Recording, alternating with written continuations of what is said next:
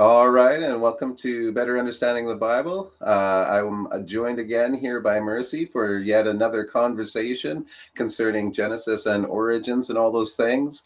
But as you can see, we also are joined by a third, and this will be a fun thing because, as you see, his name's Tyrone, has brought with him a very interesting perspective on Genesis from our little banter beforehand about where he's coming from. We do have a lot of similarities in which we agree upon where Genesis is coming from, but also a lot of very big differences. And so this is what's fun is we get to have a conversation concerning a lot of things that are now I think for a lot of people who've moved into full preterism seem to be coming around to realizing that Genesis is the key to the whole Bible. Like you can't understand anything that happens after it because that's why it's all happening. So now that we're Yeah. moving into that, I think we all see that's where the good conversations are really coming from. So uh, before we get into what we're going to do, which is put Tyrone to the hot seat and get him to say, "This is what I think," and go ahead and judge me. So we're Yeah. gonna put him to the hot seat. Thank you, Mercy, and thank you, Tyrone, both for being here and joining in this conversation because I think a lot of really devoted people to try to figure this thing out. They're listening, so thank you for participating. Thank you. Thank you for inviting Awesome. So, for those of you listening, you've been listening to kind of where I've been coming from for a while. A lot of people who have come over because of Mercy to check out what we're talking about have followed her for a bit.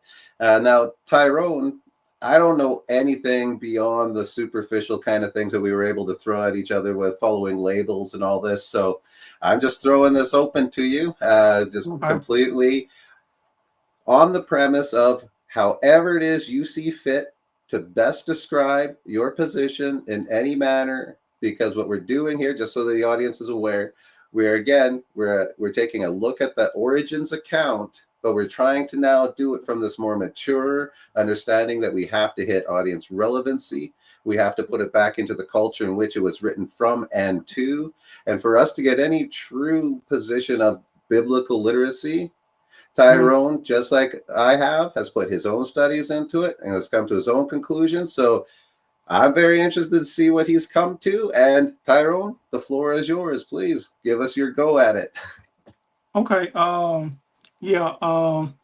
So,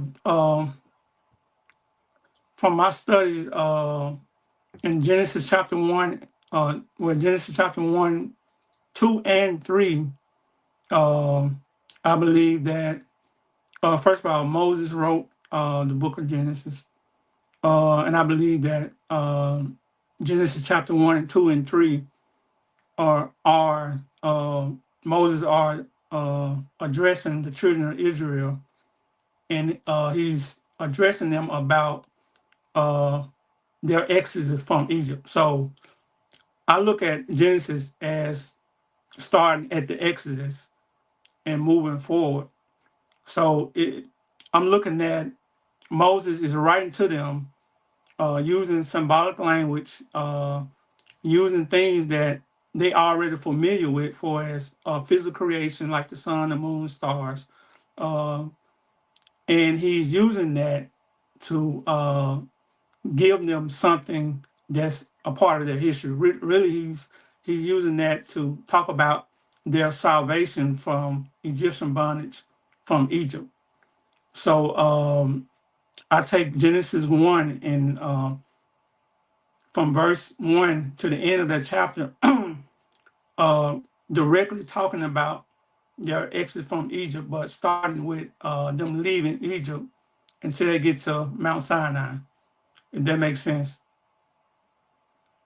Uh, So we're going Genesis 1 is a what I'm hearing, correct me if I'm okay. wrong, is a symbolic representation using language to depict to Israel, which has just been freed from Egypt, has been created as the new people of God.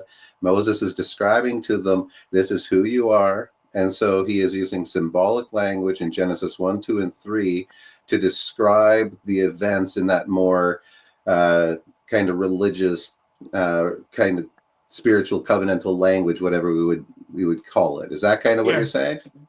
Okay. Yes. All right. So now I guess my question would be, so what do we see then going into Genesis 2? Just to continue that thought then. So Genesis 1 would be the creation is them coming out of Egypt. Yeah, I see Genesis 1, 2, and 3 as the same narrative. I see Genesis 1 and 2 pretty much talking about the same thing. It's the same events, but it's more details in Genesis 2 and 3. So I see Genesis 2 and 3 as as a continuation of Genesis 1. That makes sense. Yeah, so that's actually quite similar still to orthodoxy in the sense of Genesis 1 would be kind of like the creation account. Genesis 2 is kind of like the details of the creation of Adam. Yeah. And then it kind of picks up its genealogy and goes from there. Because that's very similar. Is that kind of what you're leading kind of towards too, except it's not talking about the world, it's just talking about Israel coming out of Egypt. Yeah. Yes, sir. Okay, That's interesting. correct. So we're just shifting the timeline and we're shifting the context from classical Christianity really into the creation of Israel at the time of Egypt. So we're switching time and we're switching players. Yeah. Mhm. But other than that, textually, it's very similar then. So I guess before we go on, because obviously I got questions going all through my head at the moment, I'll let you Okay. continue on kind of with, so then your interpretation of Genesis 1, 2, 3, and what else you would like to present with that. Um, um, So I guess what I'm looking for is, I want to start asking you immediately is, okay, so in Genesis 1 then, can you break down for us what you want to, where you're seeing that in Exodus and all those kind of things? But I also want to ask you other questions like, where does because my brain goes, if Genesis 1, 2, and 3 is talking about the creation of Israel, that Adam becomes Noah. Do we agree that storyline still, does that remain the same? You said the Adam become Noah? Right, because whoever the character of Adam is, that character gets judged and the land gets destroyed, and then out of that destruction comes Noah. So that's that. So I start getting confusion in there, because if this is the story of Israel, I see in day 2, if in my mind, or chapter 2 of Genesis rather, I can see how there's a people coming onto the land and they're getting brought out and out of slavery, out of destruction, and but being delivered onto their land. When I look at I'm trying to equate that now into the next phase, because those people then are wiped out, like the Adam people are wiped out. So if Adam is representing Israel, how do they coincide with the fact that those people are wiped out and had to become Noah? You said Adam represent Israel? That's what I'm getting, and I might be getting that wrong with the Okay. explanation of Genesis 1, you said is the creation of Israel coming out of Egypt. Genesis 2 is kind of more details about those events. Genesis 3 is more details about those events, which leads us then to Noah. So who is Okay. Adam representing there? Is he representing Israel? Like, No, I okay. see Adam as the first high priest of Israel, which would represent Aaron, the first high priest. So I'm looking Oh, at interesting. Okay, yeah. okay. So I'm looking at when you go back to Exodus, I'm looking at the Exodus story as the Genesis story. And so I'm looking at the first high priest, Aaron, as represent Adam, because as you know, the word Adam is represent man. It's talking about man, or the man. The English word man is Adam in Hebrew. So Aaron represents the first high priest, which was the head of Israel. So during the Exodus, the first covenant that was made with Aaron, represent Israel. It was made with Israel, but it was represented by Aaron, who was the head of Israel. Does that make sense? So Okay, no, I can see that. Where would Moses? Wouldn't Moses then represent something of a high structure character in there? Well, Because Moses, Moses.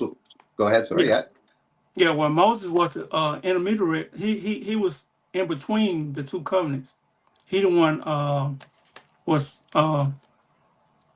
he acted as an intermediary between the covenants. So the covenant wasn't made with Moses. If we go back to Genesis chapter, let me see. I mean Exodus chapter. I think Exodus chapter 19, chapter Oh 20. yeah, yeah, yeah. 19 when they make the covenant agreement. Yeah, Yeah. the covenant was made with Aaron. Well, was made with Israel, but it was represented by Aaron. So when Moses went up the mountain, and God told Moses to go down to prepare the people, because he was going to come down on Mount Sinai and give them the covenant, read them the laws. And so he told them to go down, consecrate the people or the leaders, and you know, put stones around the mountain to consecrate the mountain, so they can't come up the mountain or even touch the mountain, because the mountain was sacred. If they touched the mountain, even human or beast, they would die. So so Moses went down, consecrated the priests, uh, and then went back up the mountain. And then God told him to go back down the mountain to make sure the people don't come up the mountain and they die. So and of course Moses said, "Hey, I already did that," and God told him to go back down. Go do what I asked you to do. And so God told Moses, he said, "Bring Aaron, your brother, up with you, but the other priests cannot come up." And so I think that's in Exodus chapter 19 or 20. We can go to the scripture. Uh, No, but I agree with you. I'm definitely following you. so when God started to, so the reason he brought Aaron up, because the covenant was made with Israel, but Aaron was the head of Israel. So God was giving him the covenant.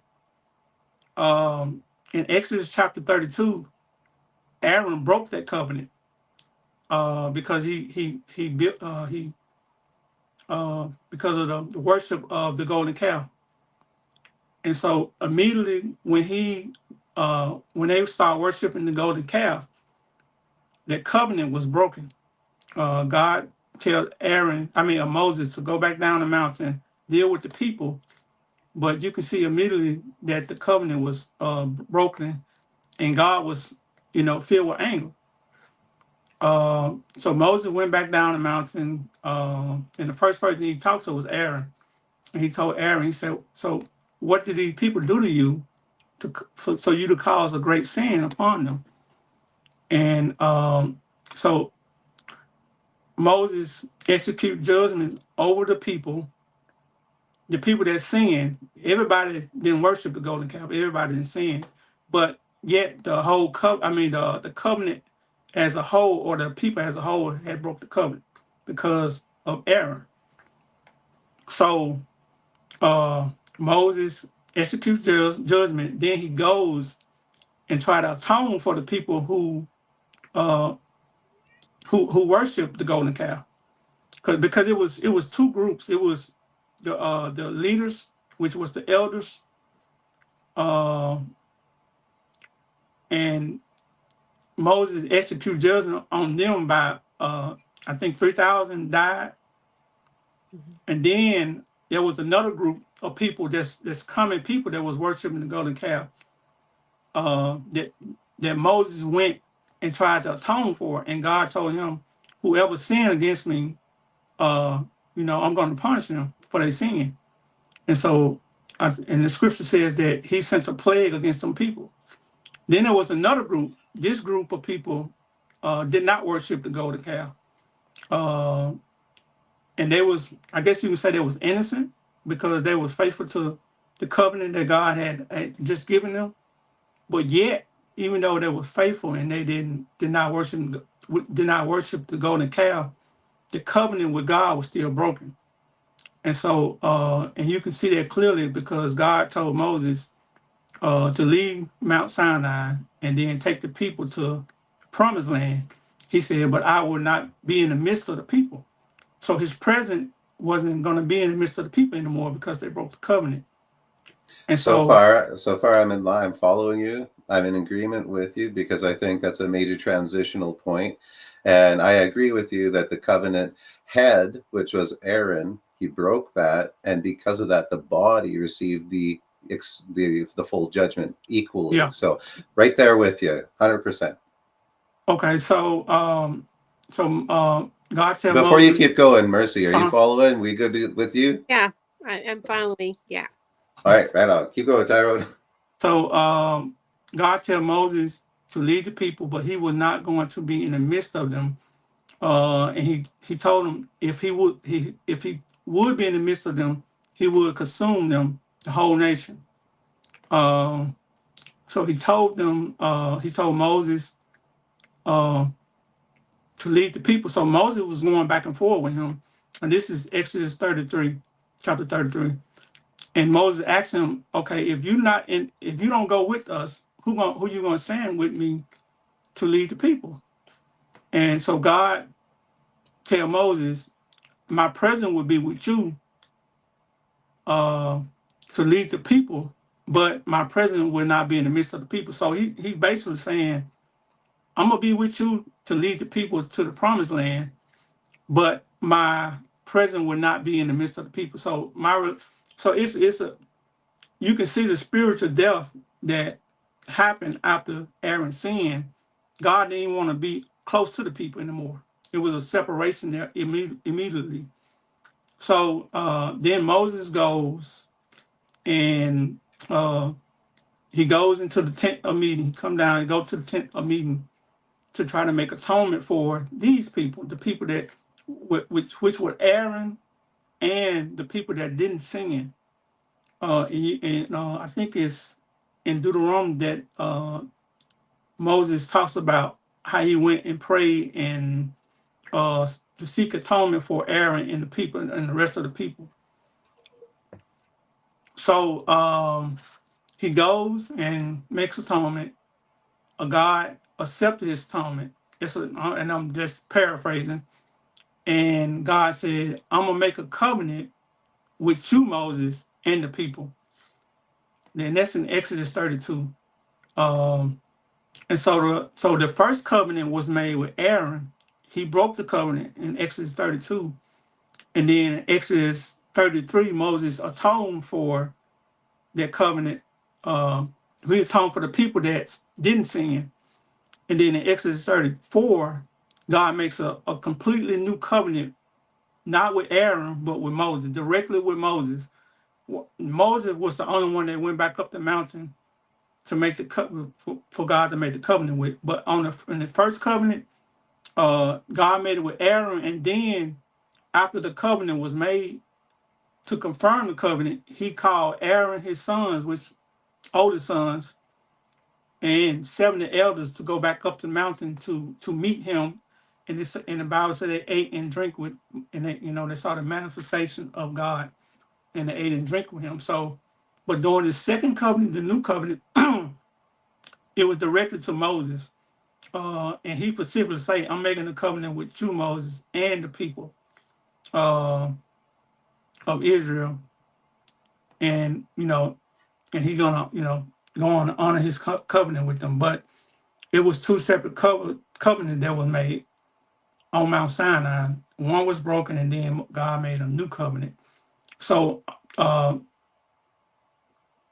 all this is I see Exodus chapter 32, where the whole book of Exodus going back to Genesis, and Moses is explaining how they left Egypt, and he also explaining how the covenant was broke through Aaron in the judgment that followed the covenant that was broken.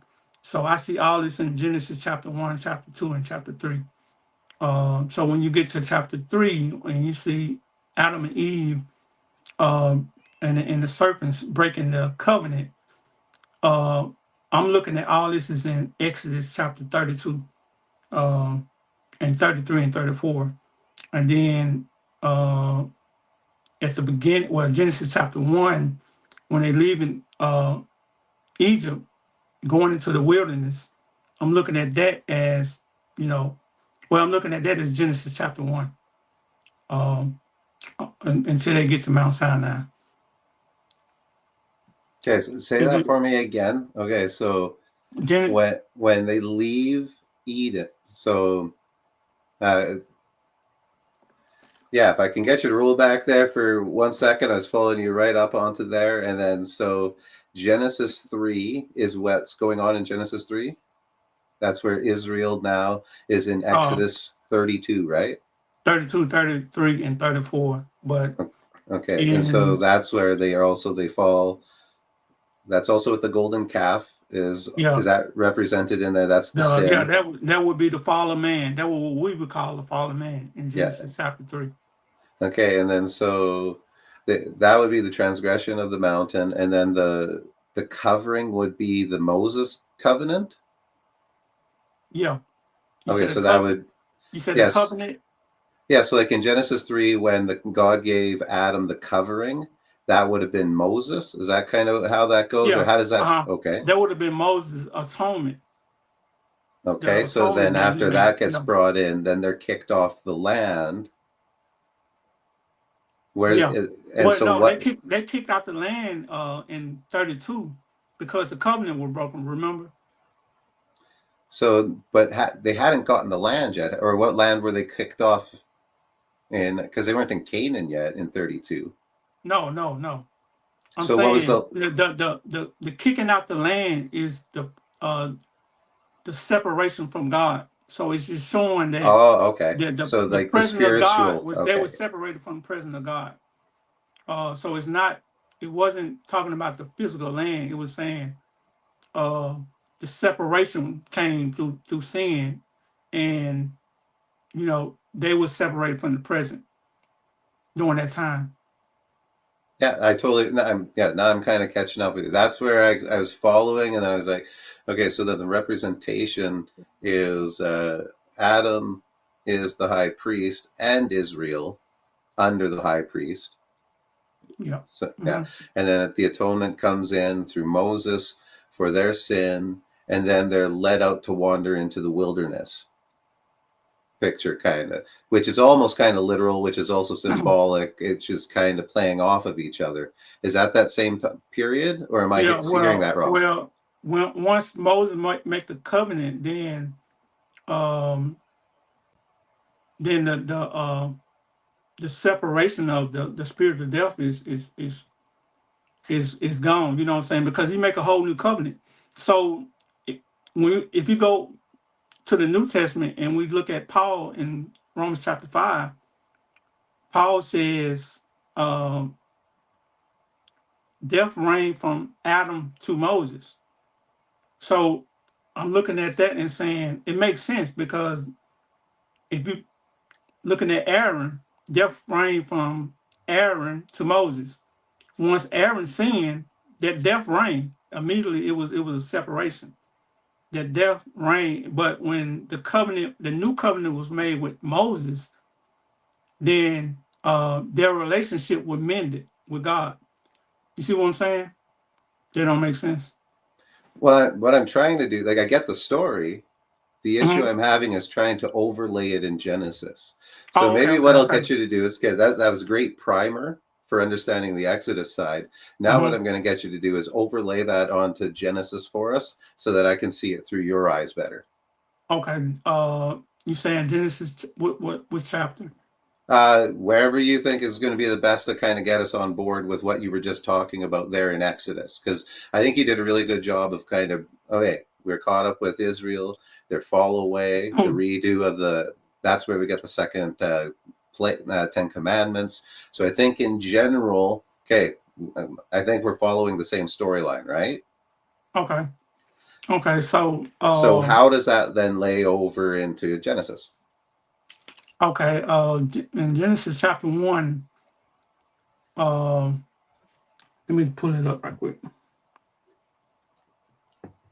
And just let you guys know, listening while Tyrone's pulling this up, we had no idea what we were going to get into. So there's a lot of let's figure this out as we're figuring it out. So if it doesn't seem as, scripted, well, it's because it's not scripted. We're just, trying to see what people think. So this is organic, figuring it out.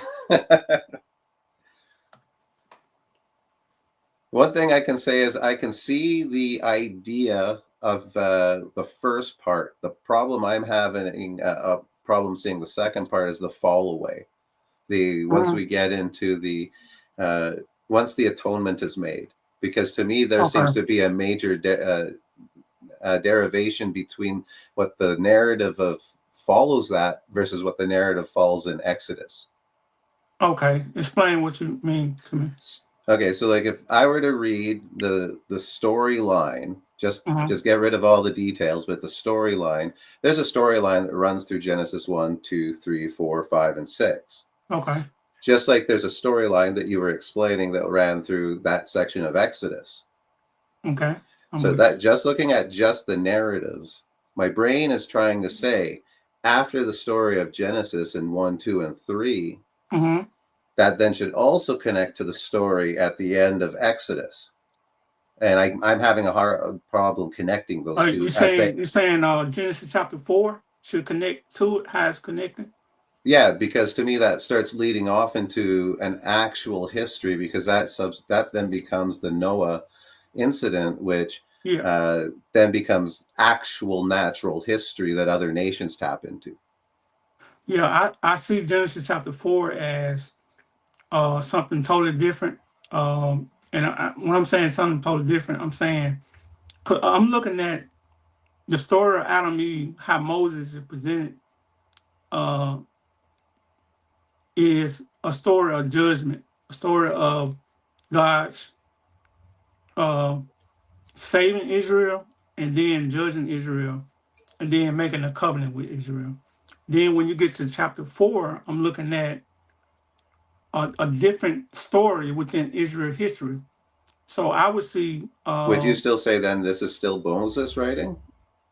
yes, yes, Okay. because he's taking, it's like he's taking stories, or he's taking like the story of Cain and Abel.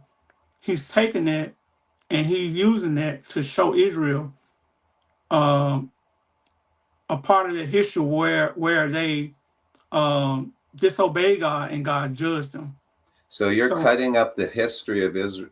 From what I'm hearing is you're saying that Moses is cutting up the history of Israel into chunks and representing them in this family story. not no, not quite. I'm saying Okay.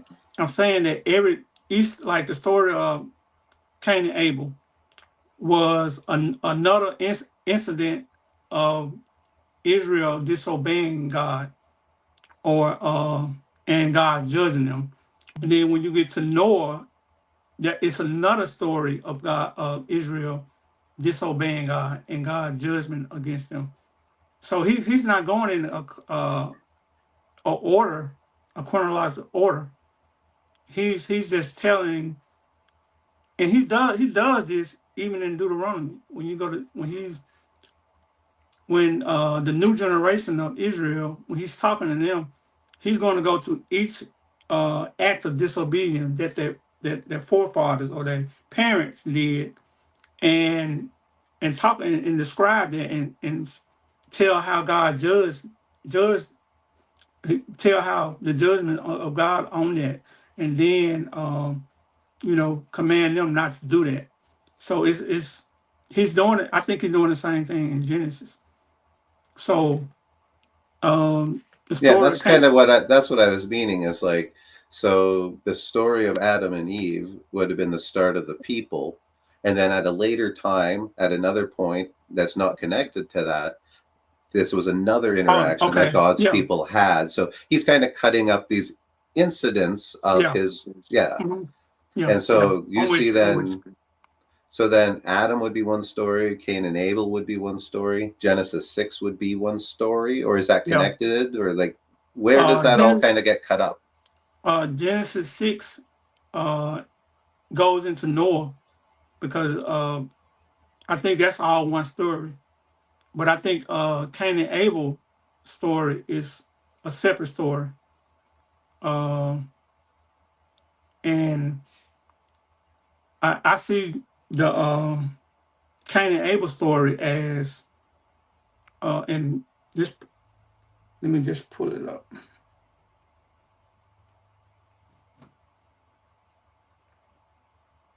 Because as you're doing that, I can see the similarities between Israel only's point of view in this in a lot of ways as well. Where I'd like to get someone on from Israel only to see what they would say differently. I think it would be interesting to see their perspective, to see how they see it differently.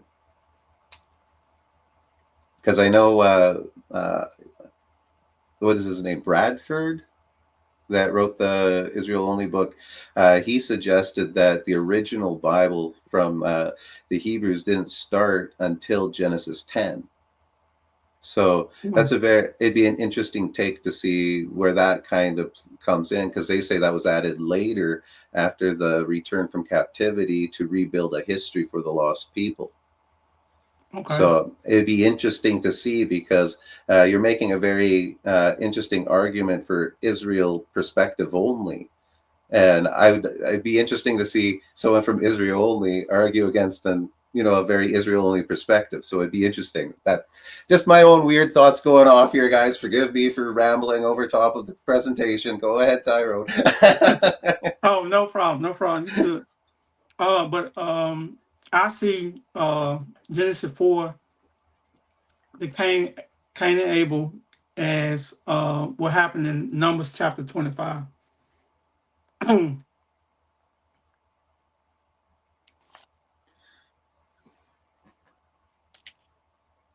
I assume you're giving us a quick rundown of that.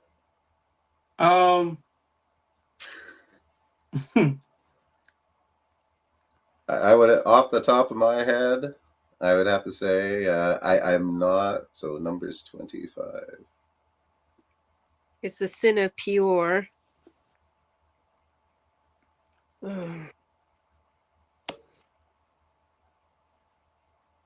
Yeah. When Israel lived in Shittim and the people began to intermingle with Moab.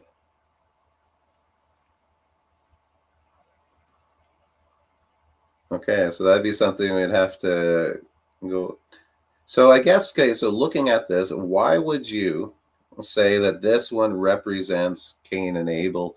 Where, because at this point in the history, when we get to Numbers, they've had a lot of falling away. So let's face it, if Israel's good at one thing, it's not staying on track. So Yeah. you have a lot of stories to choose from. What would make this one stand out as being so significant that it would be represented in that Genesis body? Because I don't think Moses is talking about two particular people like Cain and Abel. I think he's looking at two groups of people. He's looking at a people who their heart was wicked, and uh, even from coming to Egypt, he's looking at the same group of people that came out of Egypt and that worshiped the golden calf.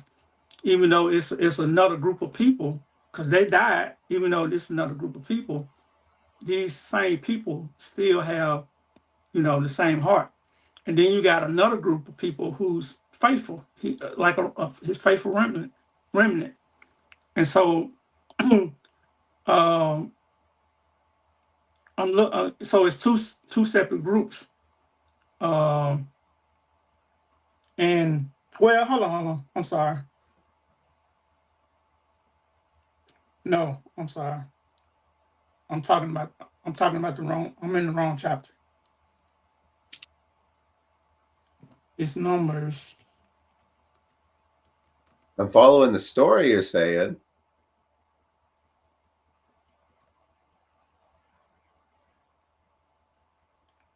Yeah, I gave you the wrong verse though, chapter though. I'm sorry.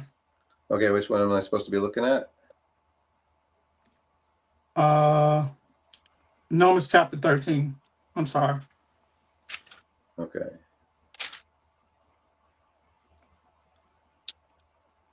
but Numbers chapter 25 is what I think the story of Noah come from.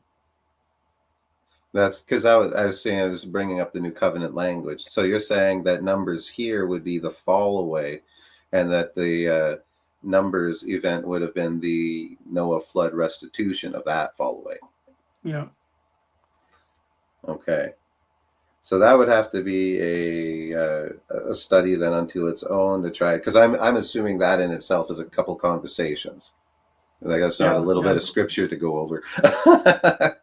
No, it's Well, this well, is you a know, very it's big something event. that Yeah, I'm yeah, actually quite familiar with this text because that's a very, very big event because Jesus brings us up in Matthew 23. That becomes the whole narrative of Matthew 23's. So he goes through his whole presentation about how the Pharisees have put themselves into the seat of Moses. And then when he gets into the end, he condemns them under the same exact story that Moses uses to condemn the fathers before they're allowed into the promised land, which yeah, leads up to the whole cross. And we see that Exodus motif. And so what you're saying is that the falling away in the wilderness by the refusal of the Lord, because they literally refused to go into the land and do what he said, and it's because the spies lied. So you're saying that was. So show me how that goes into Cain and Abel, because we obviously because have the two because you bodies, got right? you got two groups of people. You got I think 12 spies representing the 12 tribes of Israel goes up to the land, and then they see the land. Okay, they come back and they report. Do it in Genesis, because I think I can follow in Numbers. So I got that story. Can you overlay it in Genesis 4? So like Yeah, Cain obvious. I'm a Oh, okay, cool, yeah, I'm cool. gonna bring it back to Genesis. Perfect. So I think so when they get back and they report it, you have two groups of people with two different views.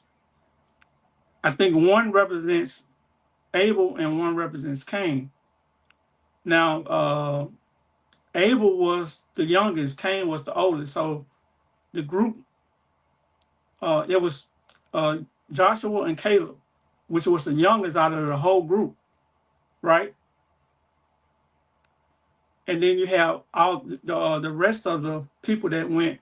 Uh, I guess the rest of the spies that went, which was older, which I think they represents Cain, and then Oh, Joshua okay. and Caleb represents Abel. So what happened was the uh the 10 spies lied and said that the land wasn't uh you know they lied about what they saw in the land, and through their lying they caused the rest of the congregation to not want to go into the land. And so but and then what actually happened was uh Joshua and Caleb stood up and told the truth. So you're dealing with a group that lying, and then you're dealing with a group that telling the truth. And not only is they telling the truth, but by faith, they already, because God had already told them about the land, and God had already promised them the land, and God already told them, I'm going to give you this land. And they had enough faith to know that, hey, we can take this land. We saw the land, we saw the people, we saw the fruits, and we can take this land. So by faith, what I'm saying, they made the statement that they made. And but the other group lied. And when Joshua and Caleb told the truth, they wanted to kill them. They physically wanted to kill them, and they tried to kill them, but God intervened. If you go back to the story, they were for to stone them because they were telling the truth. And as they were trying to stone them, God intervened, and then God cast judgment on them. And so I'm looking at the two stories. One represents Cain, one represents Abel. And if you go into the New Testament, this help kind of helped me understand it too. Um, Even when Jesus is talking about Abel, and they mention, when Abel is mentioned, he never mentioned in a way. Well, I'm gonna say, I think it's John chapter 8, when Jesus is talking to the religious leaders, he tell them that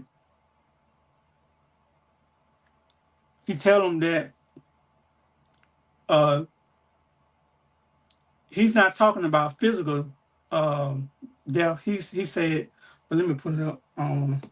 Yeah, because that's the you were of your father's the devil section, right? John 8, Yeah, I think. yeah. Let's see.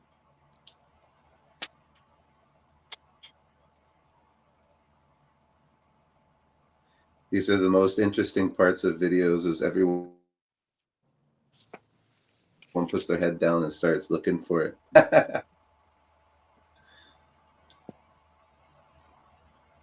Okay.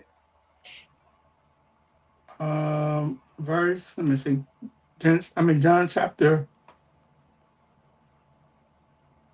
John chapter 8, verse 44.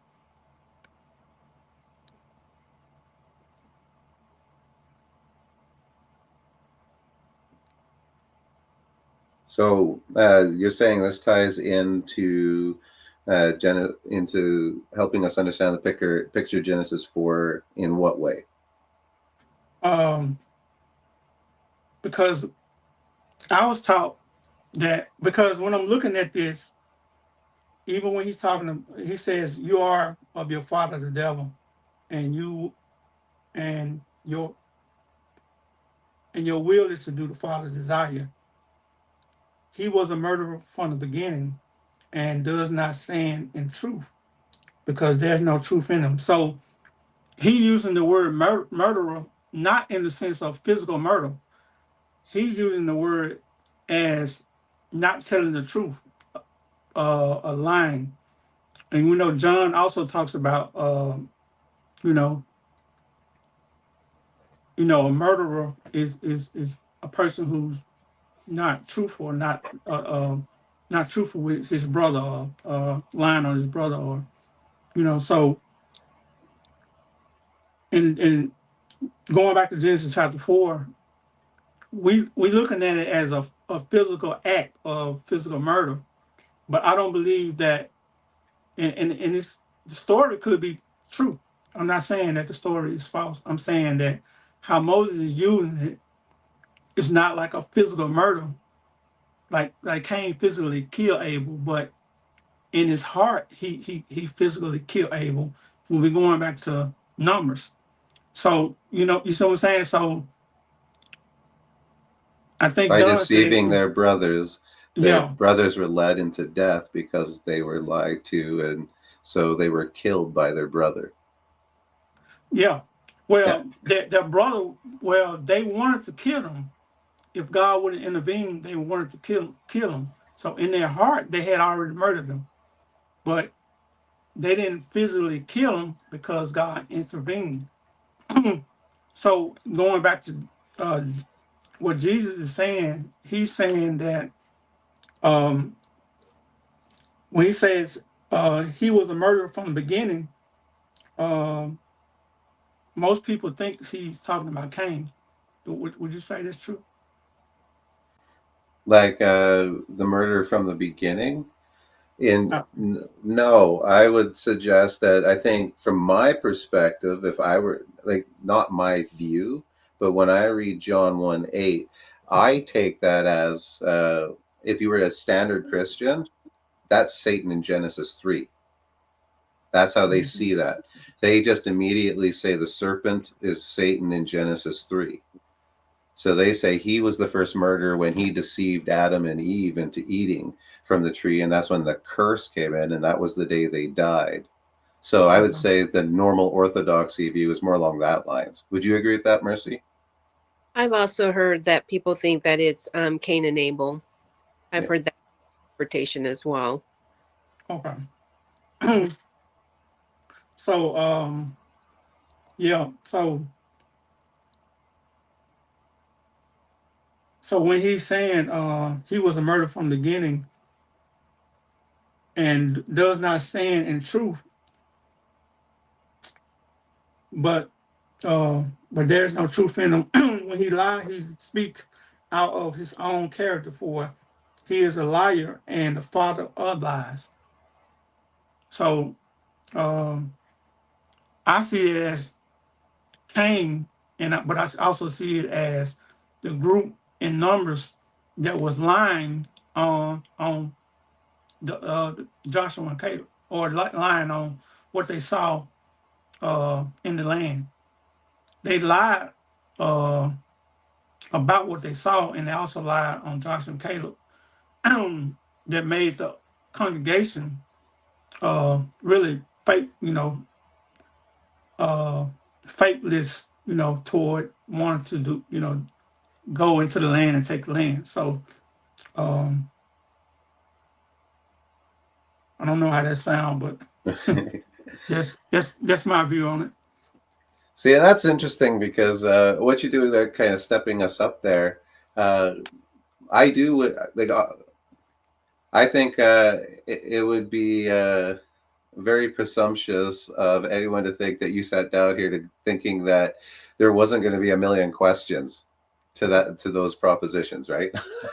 Oh no, no, I know. Yeah, Because to me, there's a lot of interesting ideas, and they sound like they overlay in parts. But I mhm, would see major issues with a lot of other parts that really tend to go against those themes as well. But I can okay, definitely see those themes in there. Like I can see how people compare the Egypt being pulled out of Egypt very similar to day one. Like it's very similar language. Day two, very similar language. I understand how that can be interpolated into that viewpoint. I've heard that. I think that's very standard IO. I haven't heard your position on 2 and 3, where it continued forward like that. I don't know if that's IO or not. I've never made it that far into their perspective. So when I go into hear that, I start having an issue with how it's laid out in mm, Genesis 1, 2, and 3, okay, because it doesn't seem to run in that same narrative. Because there's no doubt that Genesis 4 is being written to, in my mind, and I'm overlaying. I think I hear what you're saying. How those would be connected in a family story, and this is why it's hard for me, is because that family story becomes a natural genealogy to a people that. And here's the issue. You're saying came after Egypt. So all this stuff's coming after Egypt. Are we on the yeah, same? We agree. yeah, The problem is the narrative of the Bible goes after Noah. That's when the 70 nations came in. That's when Egypt and Babylon were created. So the problem with that is that's they're trying to connect that to a time period that uh, just the narrative, the sound of the story of. So if I agreed that it was the start of Israel, if I agreed that it was this, the Cain and Abel event was the crossing of the Jordan event, and I can see that. The problem is, while that was going on, Babylon and Egypt obviously were already in existence, but according to the follow up to that story, they're derivatives of that Noah event. So that doesn't line up to me logically. okay. Say Does that say make last part again.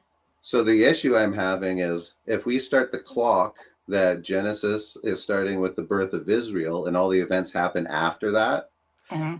then we get to the point where Noah comes in, which is represented by the crossing of the Jordan issue. So to take that land and in Numbers, so that represented by the Noah issue. The problem with that is when we follow the narrative of the Noah issue in Genesis, from that comes the birth of Babylon and Egypt. The problem is reading it as Exodus and Genesis started with the birth of Egypt. Obviously, Egypt and Babylon were already there. So how can the story of the birth of Egypt bring about the existence of Babylon and Egypt when in reality, the birth of Israel, Egypt and Babylon were already there? Yeah. So there's a real big, you Yeah. get like the timeline Yeah. is very contradictory. Yeah. I don't believe, I'm not saying that what you're saying didn't happen. I'm saying that in the context of how Moses is writing to the original audience, he using that narrative to give them something about give them their history. So he's taking what already happened in physical creation and using that. It's kind of like a parable. Oh, Kind of so like he's using real life events to exactly. create for them a mythical beginning that went Well, before them even. he's telling their story, but he's not. He's doing it in, I guess you can say, a parable symbolic way. He's using symbols. He's using parables. He's not just telling their story straight out, or he's not. He don't have the narrative of just telling the story. You know, he using what God has already done in physical creation. So I understand what you're saying, Because my but question would be then is why is Genesis 1 through 10 written in a chronological order that is claimed not only as Moses to be hereditary descendancy, Jesus is also claimed by Luke that same genealogy to prove that these things were literal events, which I know you're not denying. But the issue I'm having is, like, are you saying that those were events they knew about and they were yeah, written about in? they already knew about it because um, see, I believe everything starts with Abraham. For as with the Bible, I believe it starts with Abraham and then goes all the way to Christ. So everything before Abraham is Abraham history. That makes sense. Yeah, that So to is get to very IO. That makes a lot more sense because that's where they start the Bible, Genesis 10 at Abraham. well, Because that's Genesis 10, right? At no, that's the Genesis 12. nation. Yeah, because Genesis Genesis 12. 10. Yeah, but Genesis 10 is when the nations of Noah are created. That's the 70 nations, which is the Yeah, cause for the birth of Noah. So yeah, that's where Noah's genealogy comes from. yeah. So Yeah, I see uh Genesis, going back from Genesis 12, when you're talking about the genealogy, is Abraham history. totally agree. Right? That's what Terah is. Abraham Terah's history. father. Yeah, But but I believe the Bible or the story of the Bible start with Abraham, and I think you can see it all the way through the Bible. Like God is called the God of Abraham, Isaac, and Jacob, uh, and that thing go all the way through the Bible. So even when you get into the New I guess Testament, my question would be why is he called the God of Abraham, Isaac, and Jacob? why? Yeah. Because God called out Abraham and then made promises to Abraham. And based on the promises, we have the rest of the scripture. Perfect. So So, now let's so take that thought there and let's just continue it forward. Why did Abraham get those promises given to him? by grace, the No, that's not Bible. what, that's where I would argue because according to your thought, and I want to take your thought and just push it a little bit further because it's weird to me how many preterists do this. Mm, We run the generations of the genealogy all the way back to Abraham with Christ, no problem.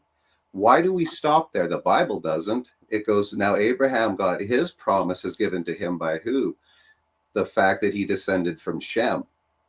And why mm, is that mm. important? Because Shem descended from Noah. Why is that important? Because Noah descended from Adam.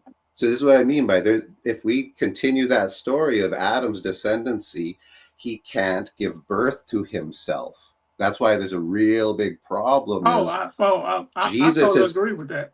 and I that's where totally I'm agree. saying is that's where my brain's having the flutter is because Luke claims that there's a hereditary continuancy. So does Noah. That's how Jacob gets it. I totally agree with you. But it didn't start with Abraham. It can't, because then the prelude to that, the whole prelude to that is how Abraham got included, which was Adam to Abraham. So I would take what you say there, and I would personally agree with it 100%. I would just keep going back before Abraham all the way to Adam, and that's where my brain's having the confusion, saying, I get it if you stop there, but I can't stop there.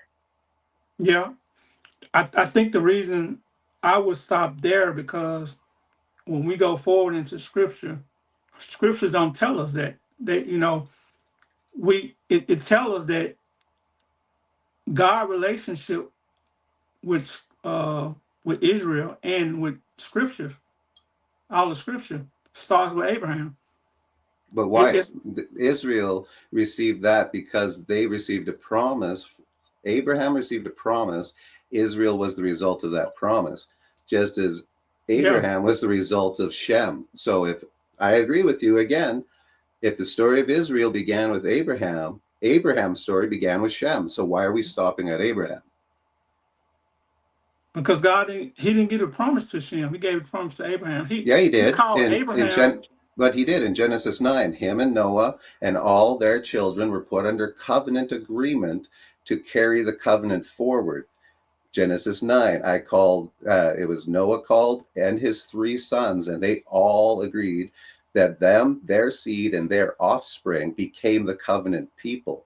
And that's why the story followed Shem, because when the rest of them fell, just as when Adam fell, this continuance went forward. And that's how Abraham became the seed. It was a seed that's being put through. Okay. So that's where I'm not saying you're wrong. I'm not saying I'm right. I'm saying this is where my brain's having resistance to the idea. I'm following what you're saying. I'm following what you're saying.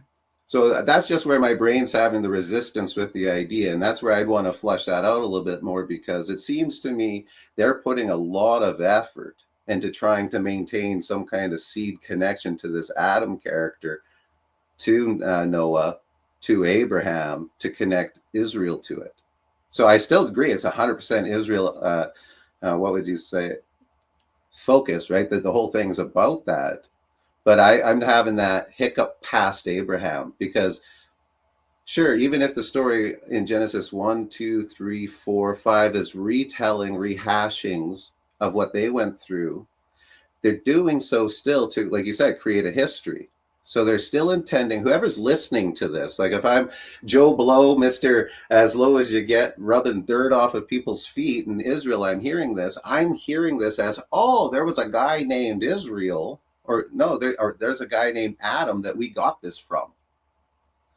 So that's where I have also a big disconnect, is we're assuming that all these people understood all this symbolism, which never gets repeated. Yeah. So there becomes, it's like, I get it, but I find there's a lot of stuff that I'd want to flesh out deeper. That's just my initial reaction. I don't mean to say you're right, wrong. It's just initial reaction. So there you go, Mercy. That's where I'm kind of that's where my first kind of thoughts are. I'd like to have deeper conversation and maybe go into some specifics to see kind of where you get to. And I know, and just so everybody's aware, Tyrone totally told me beforehand that, just like me, just like everybody, we're working this out. There's still some stuff that we got our own positions. We're still working, and I'm not sitting here saying, Tyrone, you better ABC me 1, 2, 3 beer, and we're gonna throw you under the bus. But it's the funness. You're willing to have these conversations, so I'd like to push in back and forth a little bit. Yeah, I'm still working it out, still studying, and I'm not saying I'm right or wrong. Yeah, and again, it's just, I love the conversation. I'm just glad you're having it. Because if you weren't here, I'd be sitting here doing something. Oh man, I wish I'd be talking about the Bible. So that's fantastic. What about you, Mercy? We're coming up to about an hour here. I was wondering if you had any comments towards what Tyrone's been kind of going over. You've been really quiet, which is weird. I'm just really listening. This is the first time I've ever heard this kind of viewpoint. I didn't know about, the overlay of Israel for Genesis. This first time I'm hearing about it, and I didn't know that it was, Io's basis of it too. And I know yours is a little bit different.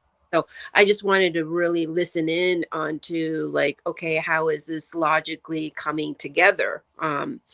So that's what I was doing. So I'm sorry if I wasn't really giving much feedback. But as you were talking and stuff, what I'm more concerned about is why are we having various narratives of this origin story? Some people, like I like to focus it on Moses.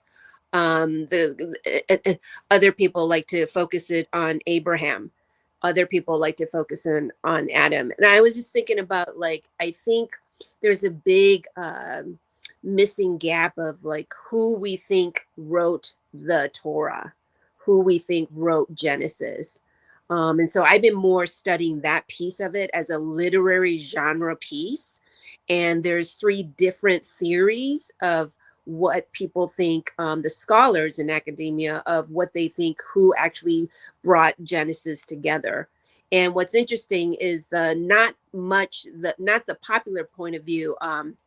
It's the most recent one. The dual hypothesis is that they're now coming to understand that there were two narrative pieces that were vying for power, and one was the patriarch origin story, Abraham, Isaac, and Jacob, and then the other one was the Moses origin, and that they kept it together through the house of Judah and the house of Israel.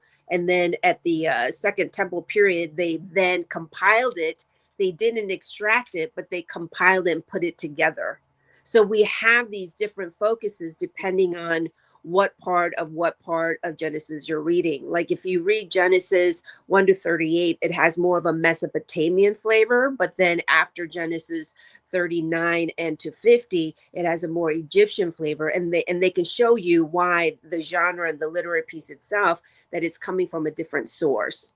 So that's what I was just thinking of, like, why are people, putting the emphasis on this character or that character? Is, I think, that's another whole topic altogether. Like, how are these sources, and where do we think the sources of Genesis is coming from? I think that's an important topic, but definitely not today. Yeah. Yeah. Well, that's the Good. fun can of worms, which is Genesis. Like it blows my mind that people want to sit down and you'll go YouTube, like Genesis 1, and they're like, we're gonna do these in 3 minute, 6-part series. It's like, what? I Yeah. can't even cover the freaking title of what this would be in a 6-part, 3 minute series. It's people like, and I think anybody following this channel for any amount of time at this point has realized that we're ridiculously, say it, we're stupid. We don't know what we're doing. And I think we've just hit a point in history where we finally realized how dumb we've been. And it's just refreshing to have more of these kind of, okay, let's talk about the things that nobody wants to talk about, or we're afraid to talk about.